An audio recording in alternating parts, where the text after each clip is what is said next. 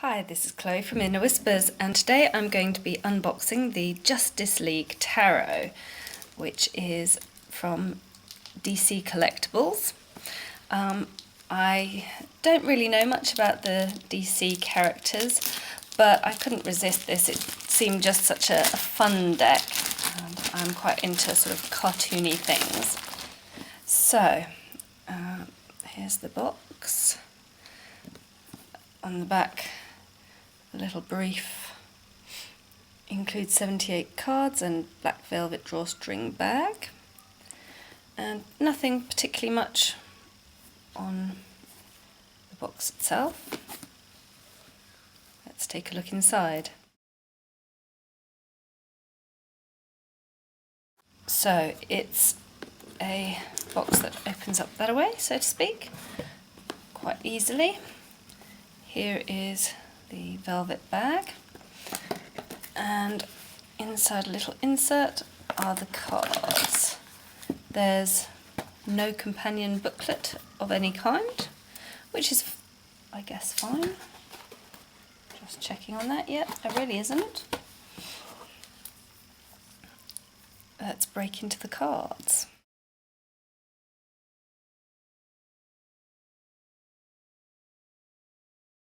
So here we have the backs with a sort of dual wheel design, a bit Two of Pentacles-y in some ways, and that's clearly fully reversible.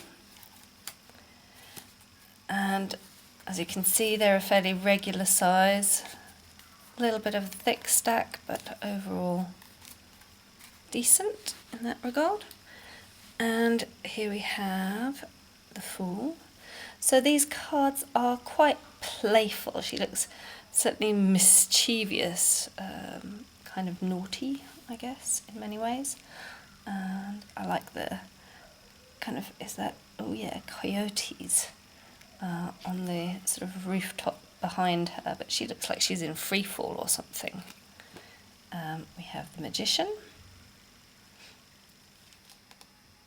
quite a dark figure. The High Priestess, once again dark. I like this Catwoman looking at a jewel. I've always been a big fan of Catwoman, so yep. The Empress, very magical feel to her, and the Emperor, kind of with a trident, forceful character. The Hierophant looks a little bit mad, but then I guess that fits some ideas anyway. And the Lovers. Okay, so we have three different couples here to depict the lovers. I'm not quite sure why that would be exactly, but it's an interesting way, you know, each of them finding their perfect partner. Who matches you? What choices do you make? What kind of a superhero are you? The Chariot, a lot of movement there. Is that the Green Lantern, perhaps? Wonder Woman, wrestling a rather bestial kind of tiger woman or something. I like how calm she looks while she does that. We have the Hermit, the Wheel of Fortune, unusual image. Justice is Batman. We still have the lady with the scales in the background though, so that works quite well. The Hanged Man really is hanging, with an ankh and a hourglass over there as well. There's a certain sense of foreboding here with these sort of wands. It has a slightly Seven of Wands feel in that regard. Death is pretty scary. Temperance has a bit of a Thoth feel to it, actually. The Devil, very chained. The Tower, I'm guessing that's the Joker destroying New York or Gotham City or whatever. We have Supergirl as the star. It's a nice flowy feel to it. And the Moon, a man, interestingly. The Sun, that's playful, I like that. Judgment is kind of scary. And the World, Superman and Lois Lane, I'm guessing. King of Wands. Interestingly, kind of balancing fire and ice and air as well. You'd expect it just to be sort of fiery. The Queen of Wands, very playful. The Knight of Wands, charging in. And the Page of Wands, deciding whether or not to wear a mask. Ace of Wands. Don't really have a feeling of, I don't know, energy and new beginnings there, but maybe that's because I don't know the character. Two of Wands, I find that lovely. Three of Wands on a unicorn. It's definitely fun. I'm liking this a lot. Four of Wands, all the superheroes having a party. Five of Wands, so arguments. Six of Wands, he's very happy to be where he is. And Seven of Wands, far less so this one. Eight of Wands has a good sense of movement to it. And the Nine of Wands, yes, injured and defensive, I really like her. 10 of Wands. And now the Cups, King of Cups. He doesn't actually have a cup, but I guess at least the kind of world thing that he's holding on the sphere is blue, but it's, yeah. The elemental associations aren't so clear here. Queen of Cups, yeah, she works. The Knight of Cups.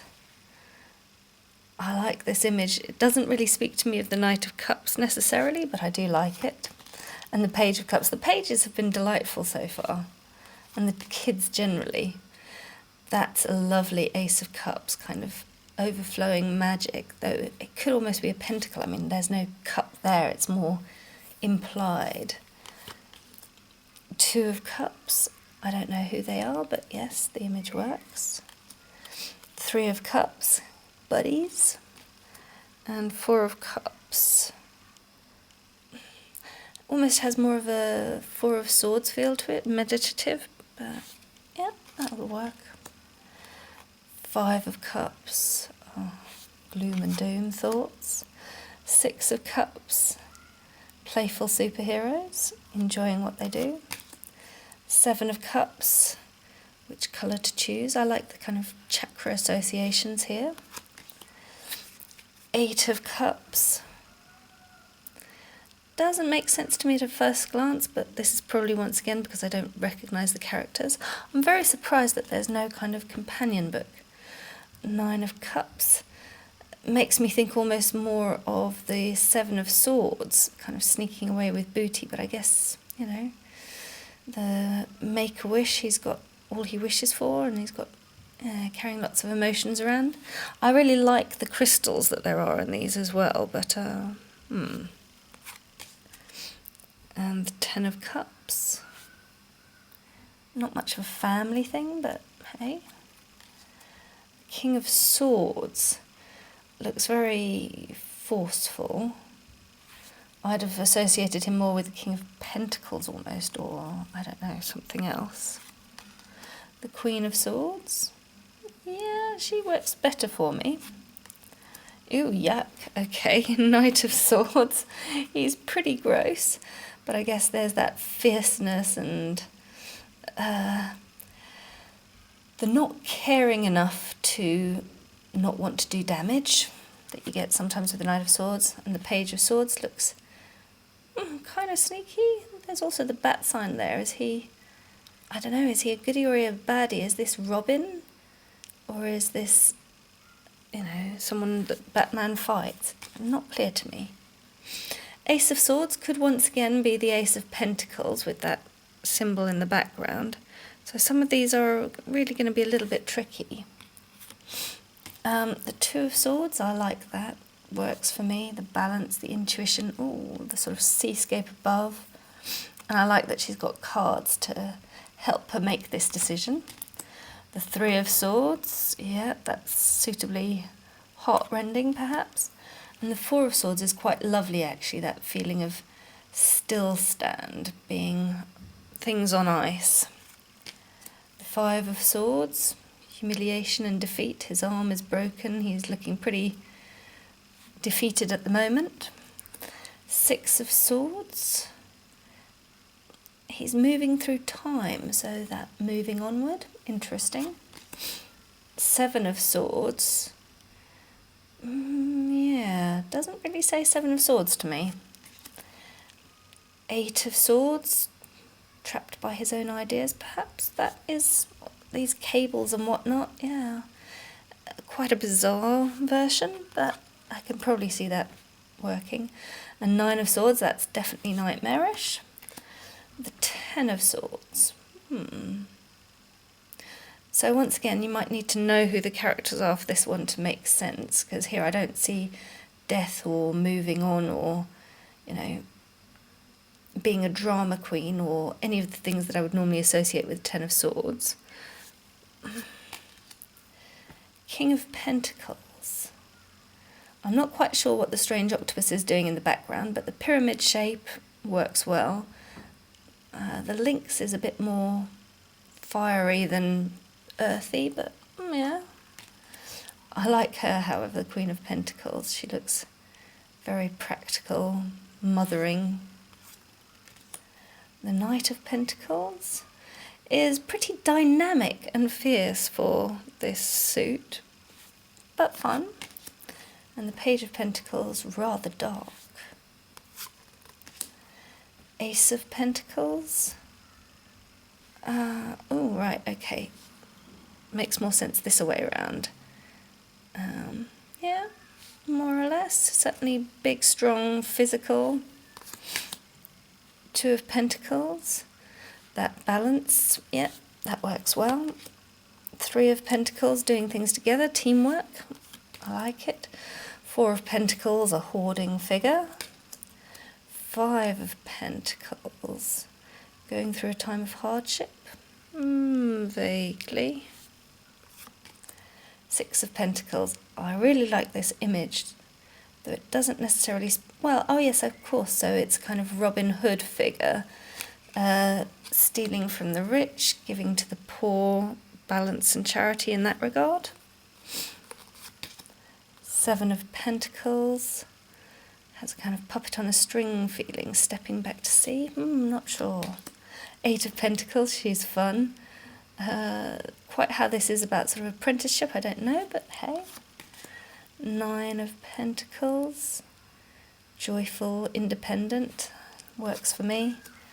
And Ten of Pentacles. Completion. So overall, it's a shame for once that there is no companion book. That's something that's going to be a little bit tricky. The cards feel pretty solid and nice. They shuffle reasonably well. Let's try that like this. Yep, that works fine. And for a riffle, the stack's once again a little thicker than I would ideally like. But it shuffles reasonably well. Nice backs. And a great card to start with. Blessed be. I forgot to say, I'd heard some people mentioning it. The bag that it comes with is really a very tight fit. Personally, I'm not sure how usable that is. Let's see, I'm trying hard to get it into the bag. So you can do it. Yeah, okay, it's not absolutely dreadful, but it's definitely a little bit too small, the bag. It would be nice to have it be a little bit more generous. I guess they certainly aren't going to sort of fall out easily, but that's not really the only point. So there's the bag, the Justice League Tarot.